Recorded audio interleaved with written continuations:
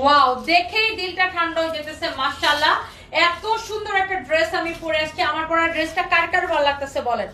এটার স্লিভস থেকে শুরু করে এটার everything everything very very nice. দেখেন ড্রেসটা, উফ। আর স্পেশালি সাইড দিয়ে যখন প্যানেল দিয়ে এরকম করে ড্রেসটা বানাবেন খুব সুন্দর লাগবে। পলিতে পরে বড় না রে ভাই।